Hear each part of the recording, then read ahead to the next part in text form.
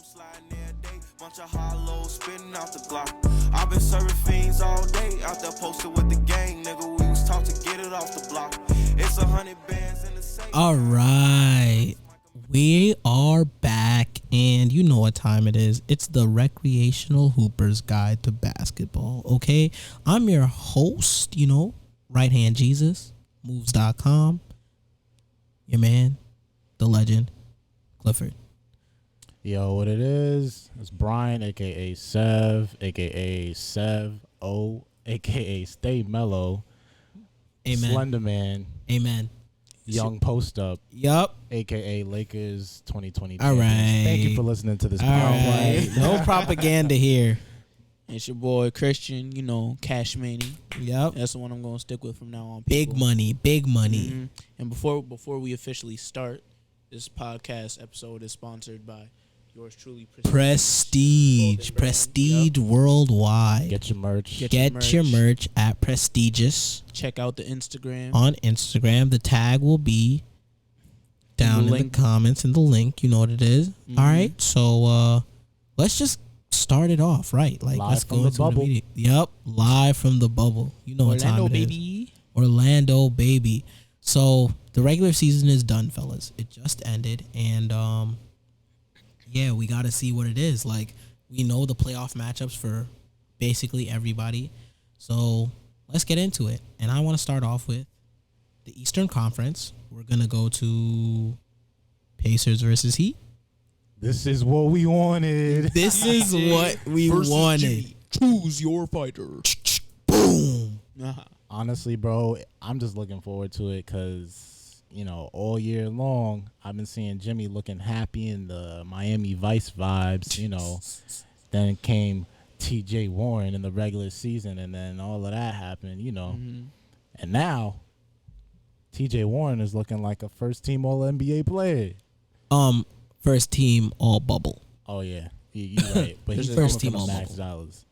Yeah, nah. Pacers, you better get your semi-fat pocketbooks up. Semi-fat. Nobody in the Bro, Pacers. they working class. Come on. Exactly, bro. We can't say fat. That's not marquee market. No disrespect. It's Indiana. Yeah, but let's get into it, okay? Because it's more than Jimmy versus TJ Warren. These are actually two very good teams, and I want to hear your opinions. First off, first opinion about it, gut feeling. Everybody says who they think's going to win. I have the Pacers in 7. I also have the Pacers, except I'm going to go 6. Oh, crazy. Okay. Pacers in 7. Oh, wow. No Heat supporters in the room. Okay. Can't do it. All right, It's so just, go ahead, bro. Go ahead. you got it first. So this is how I'm feeling, all right? When it comes down to it, in the playoffs, your big stars have to be big stars, right? And so far this regular season, I haven't been seeing that from Jimmy Butler, all right? I've come to love Jimmy Buckets.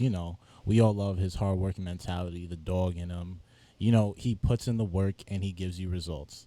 This year, though, I see it on the defensive end, but I'm not seeing that pop that says, yo, I'm up there with LeBron. I'm up there with Dame. I'm up there with KD. I'm up there with Kawhi. Like, he's supposed to be gunning for that, but I think he's fallen in love with the Miami culture and hasn't really been focusing on the chip.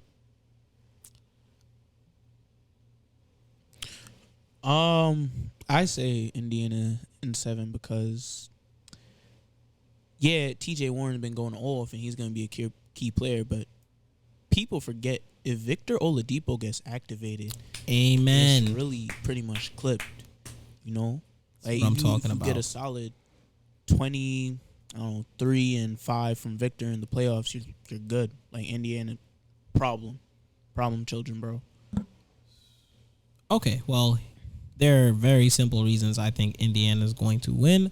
Both teams are very similar, okay?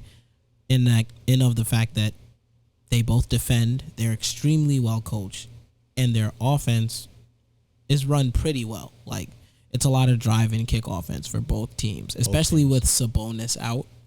Like, there's not a lot of drop into the post, just go get me a bucket. So what it comes down to is your hoopers. Like I say, in the clutch, the people you have around you. And at the end of the day, like I understand because the Heat are deep and they can put some people out there. But Malcolm Brogdon is a problem. Malcolm Brogdon is a very big guard with a very, very, very solid offensive game. I mean, the man shoots 90% from the free throw line. He shoots basically between 38 and 40% from three. Like, he's really good, I'm pretty sure.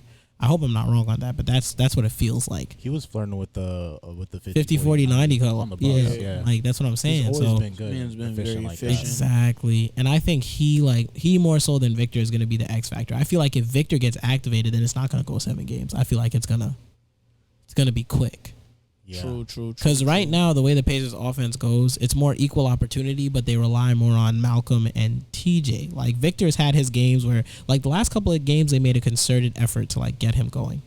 But, you know, overall, I think the Pacers just have better hoopers, like, when that time comes. And don't get me wrong, Jimmy should be the alpha dog among alpha dogs. But like Seven said earlier, he just sort of hasn't felt like that the whole year, even though we all know he has that potential. Like, He's been settling a lot. He's been settling because I feel like he's trying to get his team, like, more confidence. I feel like you know what I'm saying. Like, No, I get you gotta have your soldiers ready for the postseason. So like if Jimmy comes out completely different in the postseason, like, okay, my guys are ready, but now I'm gonna be the big dog, then I'm gonna eat my words. But I have to see it. He's been letting Bam grow a lot too.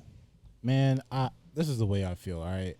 Coming up under the likes of Kobe, coming up under the likes of the predecessors like MJ, like Magic, you want to see your dogs be your dog all the time.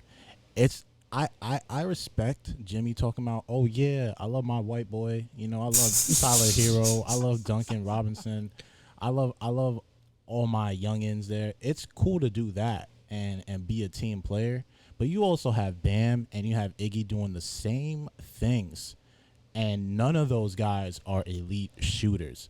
So it's like they get into the paint and they kick out to those elite shooters, but none of them are taking over the game.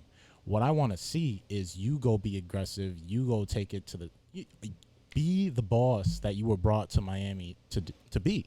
I can respect that. I feel like we all can respect that. But until we see that, I feel like that's why we all have Pacers in 6 or 7. That's what it is. Mm-hmm. Moving on to the next matchup in the Eastern Conference. Okay, oh God, so here we go. Get ready for the propaganda, folks. No propaganda, just facts. Let's address the 3-6 matchup in the East, okay? First off, let's address the 76ers. How do we all feel about them? The starting lineup is going to consist of Shake Milton, Josh Richardson, Tobias Harris, Al Horford, and Joel Embiid. How do we feel?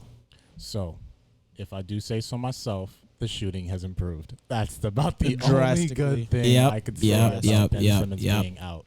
However, their defense is going to take a hit. I love the shooting from Shake Milton. I love Tobias Harris's shooting. I love Josh Richardson, how he can do it on both ends in big games. Obviously, Al Horford is a consummate professional. I wish I could say the same for Embiid. He's just so talented and otherworldly that you expect him to be otherworldly and unstoppable. I just don't think that they're going to act on it, even though they have all the pieces they need to make this series a very tough series, even without Ben Simmons. That being said, I'm going to take Boston in 5, maybe 6, but really 5. What y'all think? Boston in 5 sounds pretty accurate.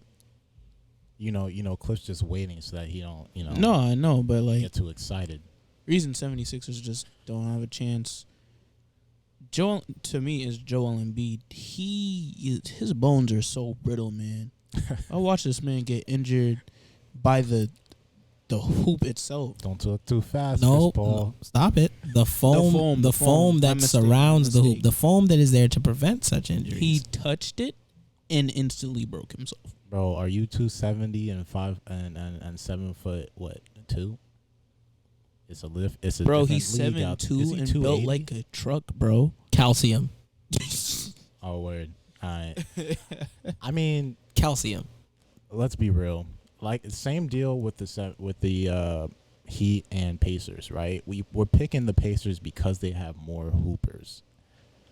I'm also inclined to say that Boston has more hoopers, and it's not really close. You have Kemba Walker.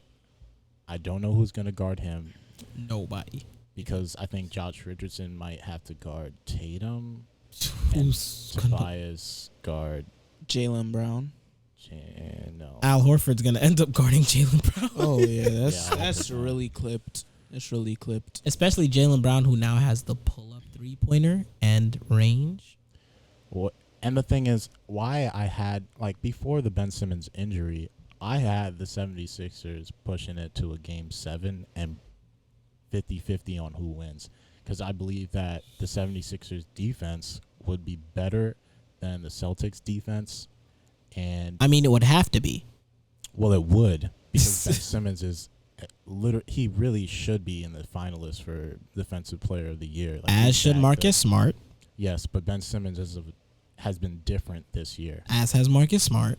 All right, the point being, they are longer and more athletic than most teams. Okay. Celtics are athletic, but they also have Embiid. It's like when the Avengers were like, "Oh my God, what are we gonna do?" They have I don't know what they had, some flying spaceship, and they were like, "Yo, we have a Hulk." Embiid was that Hulk. So now it's just like without Ben Simmons, their defense is, it's not there, and that's what you need to win championships. That's what you need to win games in the playoffs. So I'm taking Boston, and it's not really going to be close. Okay, are you done? Done. I'll try to get mine off in the next minute. And here we go. 60 seconds, please. The 76ers are a very interesting team. Ben Simmons, the loss, look, it's a blessing and a curse. If they were better coached, they could actually push this series to 6 games, maybe 7, because they have a guard that can shoot. And if Embiid was put in the right situations, as in having a foot in the paint at all times, then I would be more scared of a longer series, because then he's got shooters, he can kick out. But like I said, Embiid doesn't play the right way. And what I mean by that is he doesn't live in the post. Because he doesn't live in the post, he's not very excellent at passing out of the post. So when he's presented with some of those situations in this series, especially because there are going to be more shooters on the court, he's going to fumble. And I know he is, because I know how good our defense is. We don't just double. We lead the problem into the defensive set, into the defensive scheme. It's not like we're scrambling. Like, we lead you to the place we want you to be. That's how Brad Stevens schemes his defensive stuff. Yeah, he does not have enough reps in the low post to pass out. Exactly. Embiid does not. So if he did, this could be a totally different series. Because he does not, this is going to be a short series. At the end of the day, I don't have to speak much on Tatum. Everybody in the league, y'all know what it is. Jaylen Brown is a stud. Is he going to be better than Josh Richardson? Yes. Oh, in the series, yes. And that's going to be... That's a key matchup. Yeah. Because they've been similar. They're kind of similar players. They're both ultra athletic. Jaylen Brown is bigger, but they're both ultra athletic. They both have a shot. They both are capable of getting stops. They're both capable of being the best defenders on the court in any given game. Oh, no. I understand that, and that's the truth. But here's the thing, because I don't want to get too long strung onto this matchup, because I could be a homer. Like, outside of Jaylen Brown being a problem, like I said, the main thing is who are you going to put Al Horford on? Because Gordon Hayward has his groove now. Like, I don't know if you've noticed. Gordon Hayward has his groove. I would put Tobias on Gordon Hayward. Okay, cool. That matchup sort of evens out, but Gordon Hayward has been way more aggressive. Like, when Gordon Hayward goes to the rim, we are a completely different team. Because he has games where he just decides, I'm going to be a spot-up shooter for the guys. Like, no. Our best version of ourselves is when we have 4 guys that can attack and go, and they're always putting pressure on everybody. Because I'm not going to lie, Al Horford on Jaylen Brown, now that Ben Simmons is out, is going to be a key matchup, because before, Ben Simmons would still, like, when you have Ben Simmons on the court with all that length, like, the lanes shrink. They do. But now that you have Shake Milton out there, the lanes open up. You have Al Horford more on that island. Jaylen Brown's first step is going to cook him, especially because now, I don't know if you've noticed, Jaylen Brown has extended his range, which means you're going to have to come further out, or else he's just going to go into shooting practice mode. And he's proved throughout this bubble that if you give him that shot, I'm going to knock it down.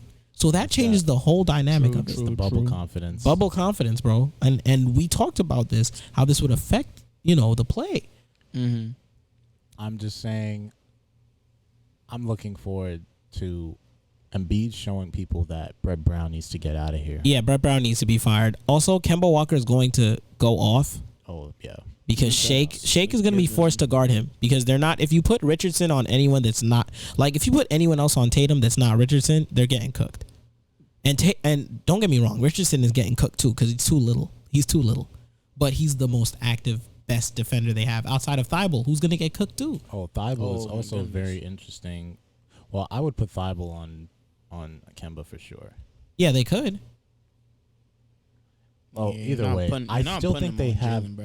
They're not putting him on Jalen Brown because they need to put it on the point of attack guys. Then you deal with. Then it's like you deal with the point of attack guys first. That's why you can put Al Horford out on Jalen Brown with length to shrink the court, but they don't have that anymore. Yeah, so. I understand that. Also, let's not get in, first of all, in terms of, who's going to get the 76ers into their sets? Shake? Yeah, Al Horford? Because they don't do high-low. And the next person, don't tell me Josh Richardson's going to be your initiator because then... Alec Burks. Alec Burks is getting locked up by Marcus Smart. Certified buckets. Marcus Smart putting all that to rest. Switch on Kemba at the rack. Okay, so they're going to search for the switch? You think we don't deal with that? I'm saying you do that and they find someone else to exploit Kemba. Okay, so you're trusting everybody to make the extra pass and the open shooters to knock it down. So if that's what you're betting on, sure. My prediction, as far as this goes, Celtics in 5. I'm just proud of the growth that you would say 5 and not a sweep.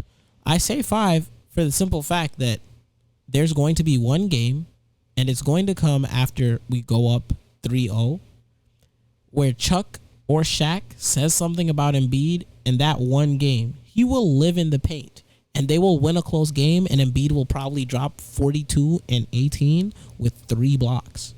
And I'm going to live with that because he's capable of doing that. But that doesn't mean he's going to win the series. So, but if that doesn't happen, it's a sweep. But I'm giving him the credit and the respect he deserves as a force of nature. Anybody else got anything on the Celtics and 76ers? Nah. Also, we have the better coach.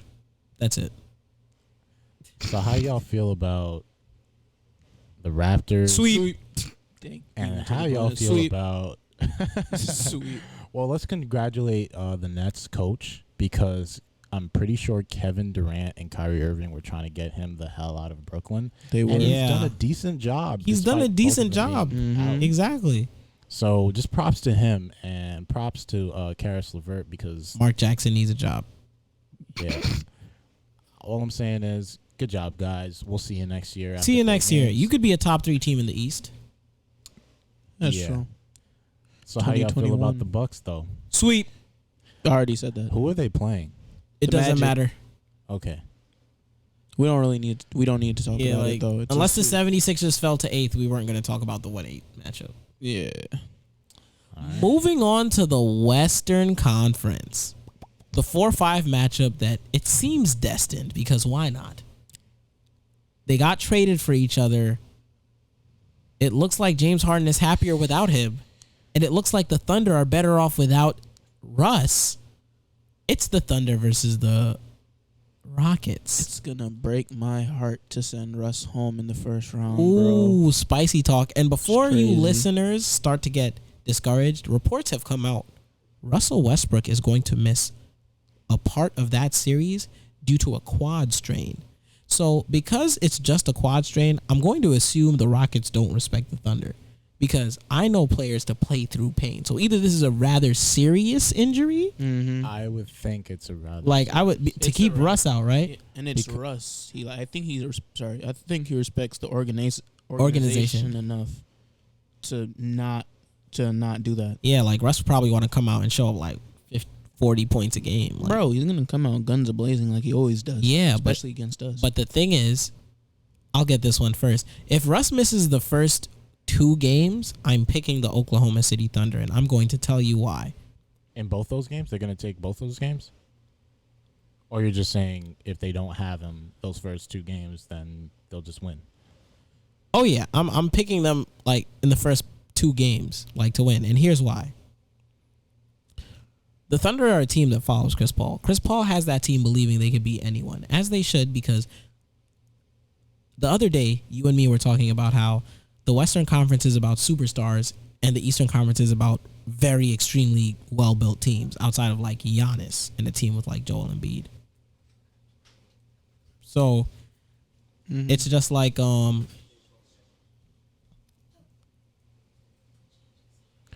the Thunder. Oh, go ahead. Well, like you said, the West is built on superstars and the East is built on teams. There's a couple of things I have to address. One, Dennis Schroeder coming back to get that chemistry with the team. Yep. Russ coming back to sync the chemistry with the Rockets, which isn't hard to do considering they're based off the stars. It's not really about their team workings. It's about, is Russ going to get in the paint? And Russ is always going to get in the paint. I believe he respects the team. He's not going to mess around. The reason why I think they're holding him out, though, like if this was the finals, he would be playing. If this was the conference finals, he would be playing. It's not a but I don't think it's a respect thing. It's a matter of this has never been done before. They're coming off of how many months of 5 months of 4. Yeah, and they're in a bubble where it's like a sprint. You don't want to ruin Russell Westbrook by just playing him through a quad strain when you can, when it's feasible, to just put the burden on Harden to win a game or two. I believe they believe in themselves that much. Not to say that they're disrespecting OKC. It's just that they don't want to just lose Russ entirely for the rest of the season. Much like other teams, bringing other stars along slowly. Okay, well, look. James Harden is one of those players, if he's playing by himself, the thing that makes James Harden so great is it's not just the fact that he gets to the line, but he's probably, for his size, he's probably the strongest guard ever at his size. Like, in terms of just bully strength. Like, I don't know if anyone's noticed, but James Harden is a grown man. And it's different. Like, the moves he makes with the force he makes it with, it hurts. Bro, he got the strip club strength, bro. Bro, the strip club, the toss the bill strength, bro. Tossing racks in the club strength. It's wild, bro. It's a different type of strength. Anytime you got stupid curly hair on your chest with a barrel chest, bro, you know that's Don't really mess with like, that guy. Don't mess with that guy, bro. His hand, like, it's like that. So it takes a certain mindset to guard a player like James Harden over and over and over and over and over again.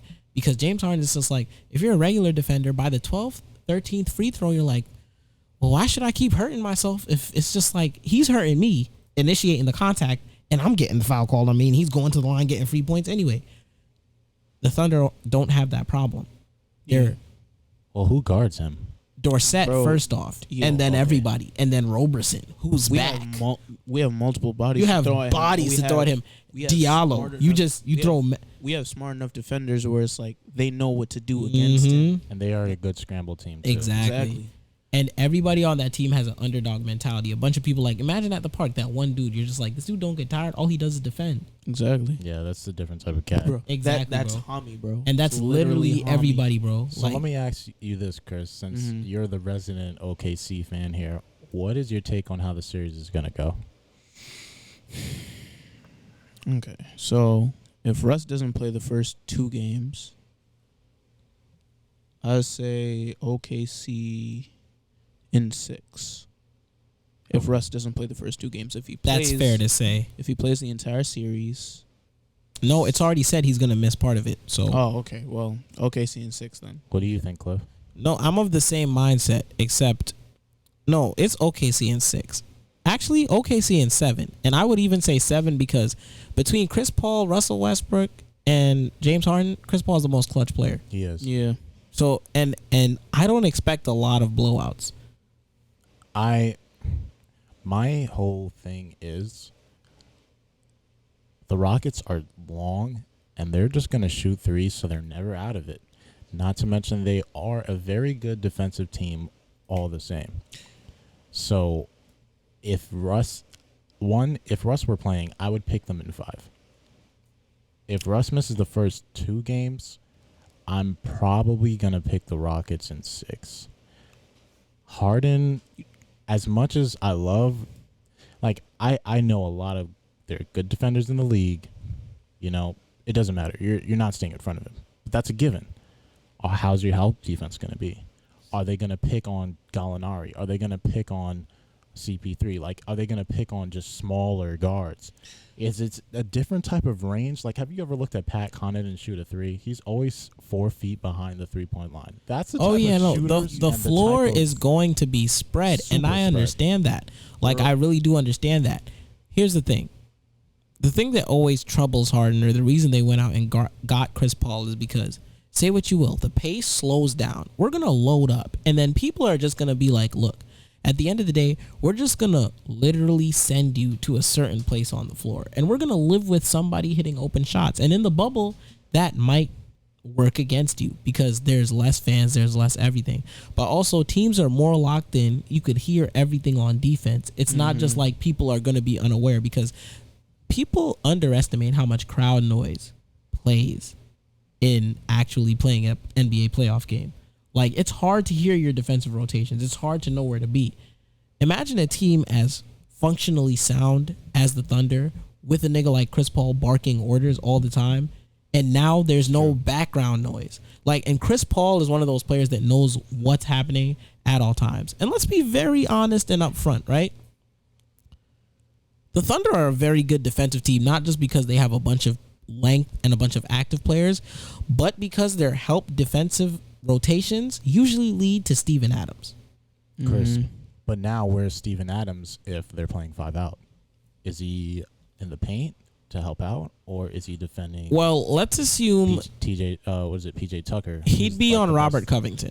So he would be on Robert, because they do. Well, he'd be on the corner 3 shooter on the offensive set, which would be PJ Tucker. So who's the best 3-point? Who's the best corner 3-point shooter in the league? PJ Tucker, but then he would be on the weak side opposite corner, because it's all about positioning. Like, the Billy Donovan is not gonna, like, PJ Tucker is not just gonna get like wide open threes unless there's mad movement. Like, you always know. And you could say everybody on the Rockets is a shooter, but what about when Jeff Green is out there? Okay, Jeff, I'll live with it.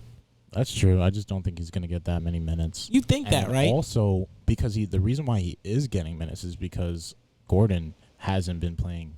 Exactly. So if he is playing, that's another guy that's gonna take people off the dribble. That's another guy. Oh yeah, no, 100%. But here's what the Thunder are definitely gonna make happen. Look, what makes the Thunder so unique, and what has made them so unique, is because they're like a few of the teams like the Celtics and the Clippers. They have 4 wings on the floor that are all threats. They could put out that type of lineup. Like, when Dennis Schroeder comes back, if Dennis Schroeder comes back in time for the first round, if he comes back within this next week, right, he could still make it for game 1. So you could put out a lineup, which they always have. They have the best, the 5-man lineup with the best net rating in the league. I'm pretty sure. I don't want to get my facts wrong, but yeah, right. Best net rating. It's when the Thunder have Chris Paul, Dennis Schroeder, Shai Gilgeous-Alexander, Danilo Gallinari, and Steven Adams. That unit gives work, and I promise you, somebody's gonna have to work. Like, Harden is always gonna have to work. And I hear you on that. It's just that we haven't seen it work on the Rockets. Yes, we have. Yeah, bro, they won every game versus the Rockets this year. It was 2 out of 3. No. We lost the first game, but then the next 2 games, bro, we ate. And I believe one of them was a comeback. The first 2 games were before the trade happened, and then the last game was on which trade? The Capella trade. The last game was the comeback. The first game though, we only lost by 4. Yeah, well, I mean, you win, you lose. You win some, you lose some. Yeah, I'm just saying it was a close game. Like, but that's what I'm saying. Like, they haven't proven to me that they're gonna like beat this team the way they are constructed. So what's your prediction? Because right now I have OKC in 7. Rockets in 6. Okay, cool. So, because I don't want to take up too much time, like I said. So, the next team, we're going to talk about the next matchup is obviously it's going to be the Denver Nuggets and the Utah Jazz. Sweep. You know what?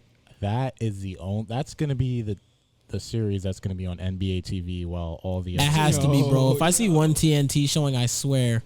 I don't ever want to see Rudy Gobert on national television. Never, bro. Ever. Every single 1-8 matchup better be on there. Every single 4-5 matchup better be on TNT. Relax. Lakers and Bucks are getting all the airtime they want. Yep.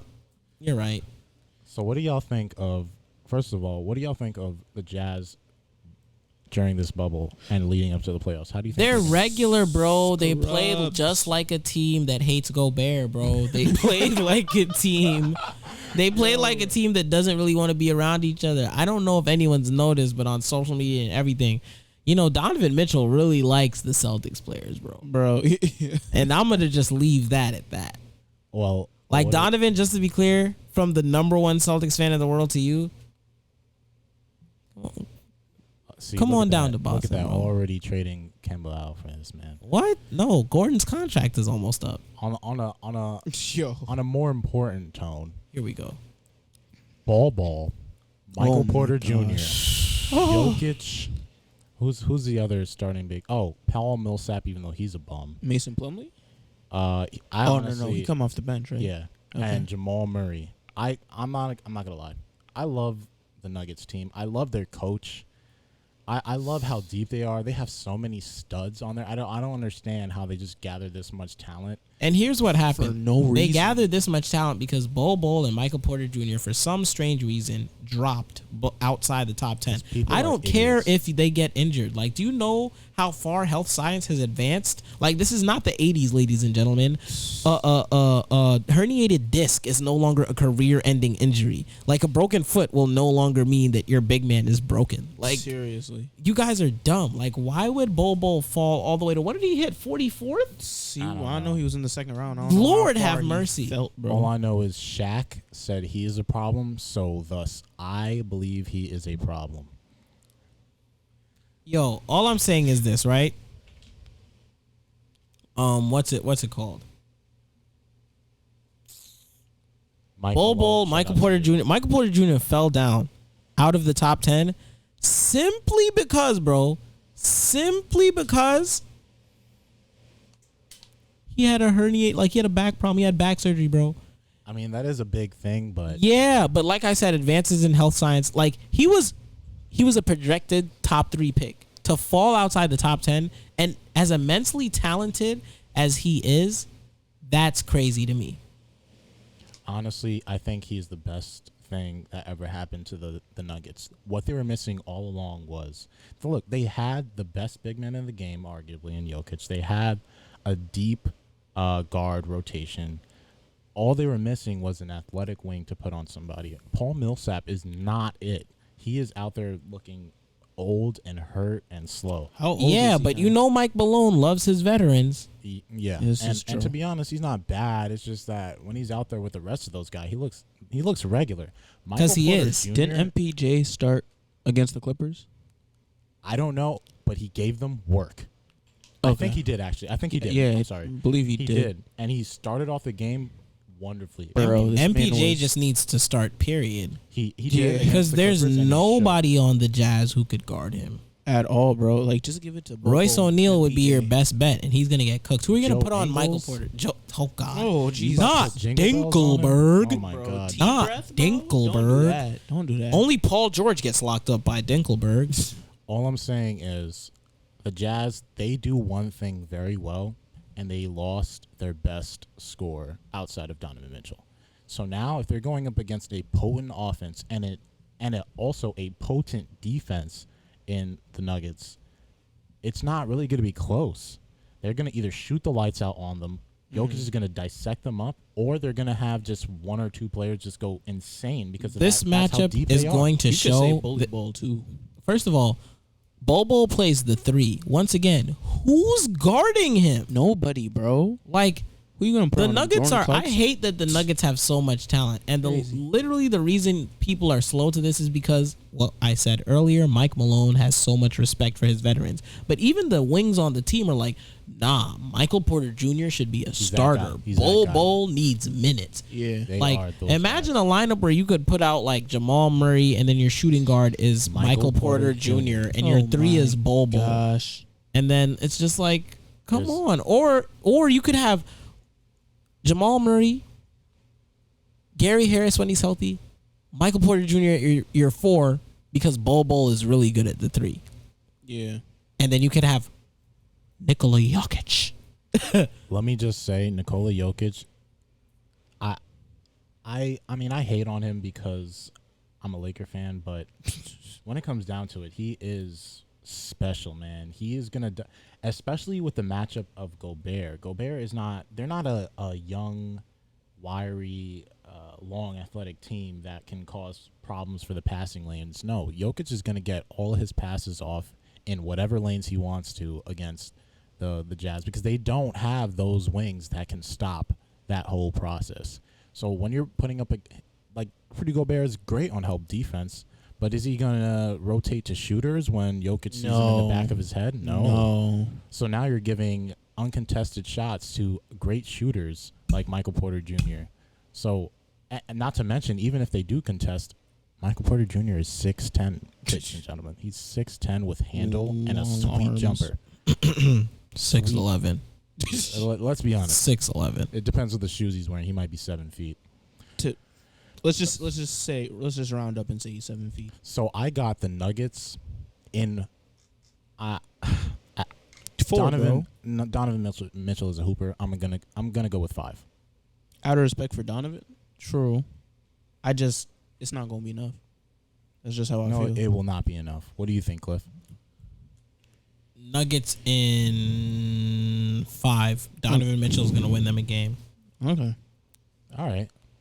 Well, that being said, it's only fitting that I bring in this last matchup. The Lakers are the number 1 seed, the best team in the Western Conference. They will be facing the winner of the play-in. As it stands today, the Portland Trailblazers are the 8th seed. The Suns are. Did you eliminated. just jump over the 2-7 matchup? Oh wait, hold on. It's a 2-7. Oh, Clippers versus the Mavs. How did bro. you forget that, bro? This man just want to get to Lakers so badly. That's crazy. But yeah, for that matchup, I think that I'm gonna just go Clippers and. I think that's why Clippers I forgot in about it. 7. I mean, 7? I'm bugging. Whoa. No, I didn't mean 7. I meant 5. My bad. So Luka and KP is gonna win them a game, and for the Mavs, it's just not a good matchup for them at all. The way I view it is this: Luka Doncic is the most potent offensive player in that series. However, they happen to have the best wing defenders. They happen to have the best wing defenders in the league in Paul George and in Kawhi Leonard. And so it's just like when you have enough bodies to throw at Doncic without a team that's multifaceted, it's either Doncic or die. And they will die because they are not a defensive team. So when I'm looking at the Clippers, they're going to play great defense.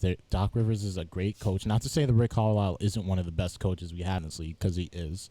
But they're going to all those passing lanes that Luka has, especially in late game scenarios, they're going to be gone. Luka in the clutch, as noted this season, hasn't been good. The Mavs are like 2-10 or something like, or 2-9 in games decided by one possession. So it's either Luka's gonna have to hit super long range shots or someone else is gonna have to step up. And KP doesn't have a fit. Listen to New Yorkers and they'll tell you that he doesn't have not one low post move. So I don't know. Honestly, I'm not gonna take a New Yorker, and I'm from New York. I'm not gonna take a New York Knicks fan's point of view about Porzingis because you're tight. But here's what I will say. I will say if the Clippers are hitting on all cylinders, and they should be, well, the Mavs are a good tune-up because the matchup, in my opinion, the Mavs, this is the worst possible matchup for them in the first round. It is the worst possible matchup. Like, the Lakers matchup would have been better for them. Probably better, yeah. It would have been better than the Clippers. And in fact, they're kind of a similar team to us in the fact that exactly, we have that it's one like the guy. Aryan version of your team. Yeah, which is why it's Essentially. so far beneath. Equality. The bubble. Anyway. BLM. So like I was saying, who do you have in how many games? Well, I'm going 6 just because I respect Luka. yeah, you're right. I'm going It could be 5. I said 5. I'm going 5. I'm just going to say 6 because I believe in Rick Carlisle and Luka Doncic, and I'll just leave it at that. So let's go on with what I was trying to talk about. Yeah, go ahead, Lakers, bro. Number 1 team in the West, best team in the league, perhaps. They're going up against the winner of the play-in 8th and 9th seed, which is honestly, at this point, I'm not excited for it. I'm not excited for it because it looks like it's going to be the Grizzlies versus the Portland Trailblazers. Bro, we're going to watch Dame drop 80 points on scrubs, bro. Relax. 75 points on scrubs, much better. Look, all I'm saying is this, right? Damian Lillard is going to drop 50 points to close out the Blazers. The Blazers are not going to win a game. I'm going to be very clear. Jaren Jackson is injured. The Grizzlies are not. Okay, gotcha. They're not winning a game. Yeah. Like in the play-in, they're not winning a game. If the Phoenix Suns played, I would bank on Devin Booker dropping 45 plus in the first game and making it close. Like very competitive. Yeah, no. Damian Lillard, like Devin Booker would win the first game, and then Dame would they would exchange 50s. That's what we all wanted. We all wanted to see two elite players, two elite shot makers go exchange 50 balls, bro. That's what would have been crazy. Now we have to watch. Look, uber respect to John Morant. Don't let this come across as disrespectful. But without Jaren Jackson, who's an integral part to your offense and defense, your second best player, your second best player, like I respect Dylan Brooks, I respect Brandon Clark. Let's be honest, I respect Valanciunas. Like the triple-double Valanciunas dropped, bro. What did he drop? Like 26, 19, and 12, bro. That's crazy. And John Morant dropped a triple-double. Like y'all saw the writing on the wall. You saw the media. Everybody was talking about Phoenix. They looked within themselves in the locker room and said, "Nah, that's not how we going out." And that's such a Memphis mindset. It is. Mm-hmm. However, so we shouldn't be surprised. However, we can be disappointed. Yes, we will be disappointed. We will be disappointed. That's what we're expecting. Because nobody on the Grizzlies right now is capable of giving us a 50 ball. So it's gonna be boring. Because Dame is gonna come out and be like food. So with that said, we're all expecting the Portland Trailblazers to be in the 8th seed. Yes. How do we think they fare against the Los Angeles Lakers? Trailblazers in 5. No, I'm just playing. I'm a drink to that. Yeah. Yo, amen. So here's the thing, right? I want everybody to understand I am one of the biggest supporters of Damian Lillard. I am in his corner, and I have been for a while. Mr. Lillard, for those who Mr. Lillard, for those who do not who do not believe. It's Skip Bayless has to refer to him as Mr. Lillard. All those who do not believe in Dame time refer to him as Mr. Lillard. Yep. But here's what it comes down to, and I'm a realistic human being. Damian Lillard should abuse the Lakers guards. He should. That's just the way it is. If CJ was healthy, I would say Trailblazers could push this to 7. He's not healthy. But I will give and before people come at me and say, well, Nurkic isn't going to get a lot of playing time. He can't. None of the bigs are really going to get playing time. If Nurkic gets playing time, it's because he's the best of just a bunch of people who can't guard Anthony Davis. Because let me be very clear. Who are you going to put on Anthony Davis? Nurkic?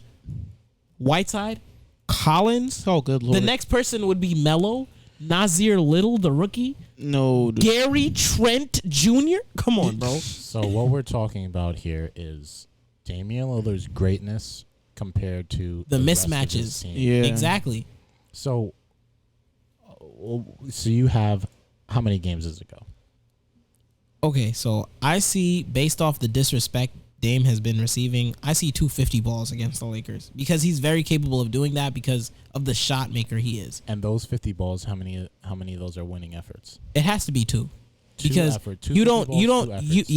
but that's what I'm saying. Like if I believe Dame could go out there and average 50, I would be like, but bro, I have to see 60 on the Mavericks and still lost on the Mavs. No, he won. Bro, he won that game. He dropped 60 on the Nets. He dropped 60 on the Nets earlier in the year, and they still lost. And he dropped 60 on the Mavs and only won by 4 points. I understand that. I understand that, bro. But all I'm saying is, that's what it is. So you have them in. I have the Lakers in 6. I'm giving Dame time that respect. I got Lakers in 6 too. I respect Dame too much. what is going to happen is the Lakers are going to lose that first game, maybe to the Trailblazers, just because they've been fighting for their lives and they're used to fighting for their lives this whole time as they have been trying to get that last seed. So even though I do think the Lakers will take them seriously, they may win one of the first 2 games they play us just off the strength of Damian Lillard going Dame time. However, the matchups, I believe, are too great. No one is there to guard LeBron. No one is there to guard Anthony Davis.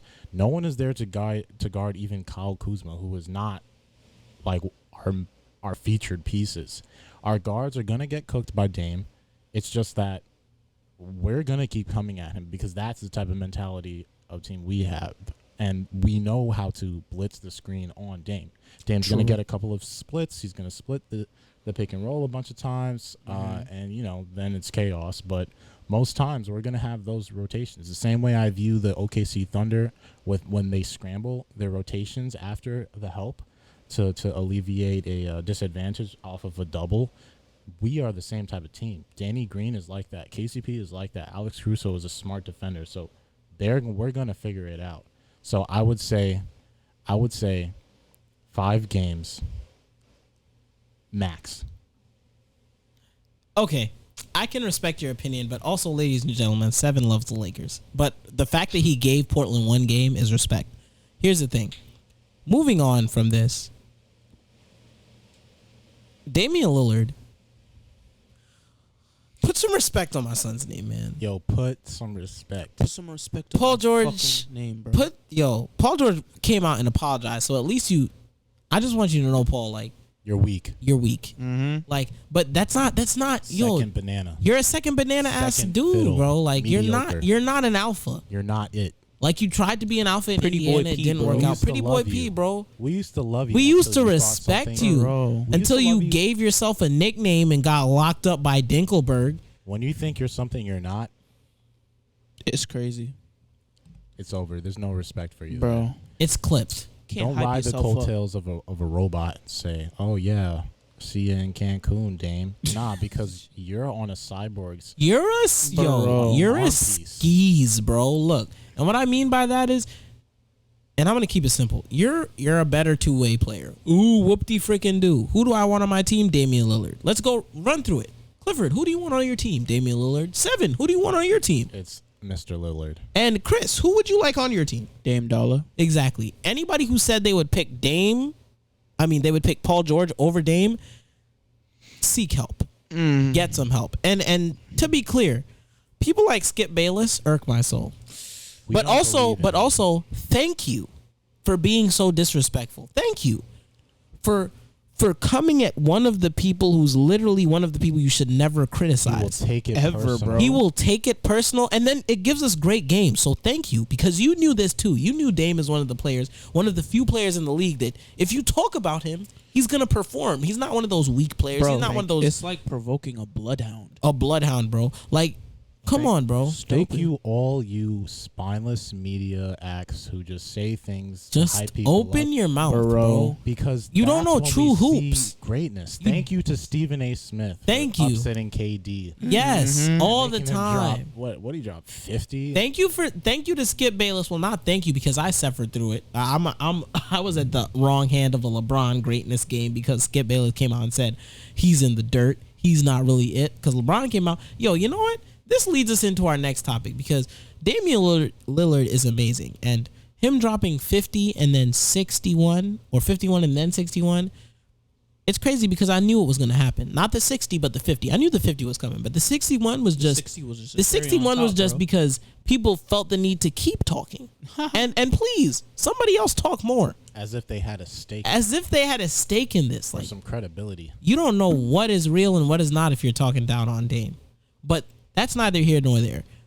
On this podcast, on the Recreational Hooper's Guide to Basketball, we respect Damian Lillard. And that's what will be said. Keep going, bro. It's Dame Dollar. Dame Dollar. Dame time. If you didn't know the name, If you didn't know the name, And if you're not on that same wave, it's Mr. Lillard to you. Lillard. Call him Mr. Lillard. But going into that, people who take criticism, the best current players in terms of top 5 when it comes to criticism and after taking criticism performing. We made us a little list. First person, I'm gonna just go through it real quick. The list goes Damian Lillard, Kevin Durant, LeBron James, Russell Westbrook, and Chris Paul. I'm going to let y'all start to speak on it first. No one has received more criticism than LeBron James in the past 10 years, ever since he went to Miami. Secondly, KD, as I said before, Stephen A. said it was the weakest move ever by a superstar. He responded with 2 rings. Chris Paul, all his career, he was criticized. Yeah, fighting an uphill battle. And what does he have to show for it? He is probably statistically, like, I wouldn't be surprised if there's some statistic out there, but Chris Paul is literally the clutchest player out there outside of LeBron. The numbers prove it. Past couple of years. Especially this year. He's the number one clutch player. Russell Westbrook, outside of those first 2 guys I mentioned, LeBron and KD, he has received the most criticism. And responded with a triple-double. And responded with an MVP, dragging bums to the playoffs and talking all the way there. So he wears his heart on sleeve. I respect anyone who talks smack, and not just the people who talk smack when they're up. I respect because I'm the type of person to go to the park and I'll talk smack if we lose. I'll talk smack if we win. I'll talk smack if I'm on. I'll talk smack if I'm buns. I just like talking smack because I know some people can't handle it. And don't stop when you think you're threatened. Yeah, exactly. Like when I feel like somebody's trying to Paul. When Joe Ingles talks that talk and walks that walk, don't just hide away and say, "Oh, I need to get surgery." Yo, all I'm saying is, Russ talks the talk and he walks the walk. And Russ has been on both ends of it. He's been on the successful end of talking and the not successful end. And I respect Russ because talking. No, you're right. But I'm gonna go through it real quick. For me, Kevin Durant and Damian Lillard, self-explanatory. They got Twitter fingers, and then you could say what you want on Twitter. The next day, oh my gosh, 50, 40 through 3 quarters. He missed 2 shots. KD is something else. Like, KD's wild, bro. KD's just like, man. Like, KD, the big dude, is just like, man, if he take your girl, you're like, man, I swear to God I could beat him. And then you don't. And then you don't. Because he looked like you could beat him, and then you don't. Damian Lillard, if you haven't been alive the last week, like if you've been alive the last week, you understand why he's on this list. LeBron, I'm a Celtics fan. 45, 15, and 7. Game 6 in the Garden, we were supposed to win that. I was super confident. Everybody was saying if LeBron lost that game, it was over for him, like clipped. He came in there and he put us to rest. Greatest game ever. No, that's his greatest game ever. Yeah. And people can bring up LeBron, people can bring up a bunch of other stuff. If he lost that game, it would have been. It would have been like, I don't think people understand how much the media would have crucified him if he lost to us that year. Yeah. And we knew that, and everybody expected it. Like, I expected us to win. I'm pretty sure some people were like, damn, LeBron got to go to Boston and do this, and they've been cooking. The game after Pierce just hit the dagger on his neck top. Crazy. And he came in and he did that. And he's responded every single day since. Thank you to LeBron, and thank you to all those players who step up after receiving criticism, because that is what basketball is about. It really is.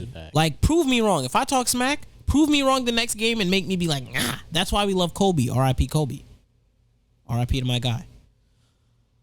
That being said, moving on throughout. Chris Paul this year, self-explanatory, everybody said overpaid, washed, went to the Thunder. The Thunder were projected to win at most 32 games. They're the 4th seed in the West. They're a top 4 seed. And he did it mad professional. And he did it professional-like.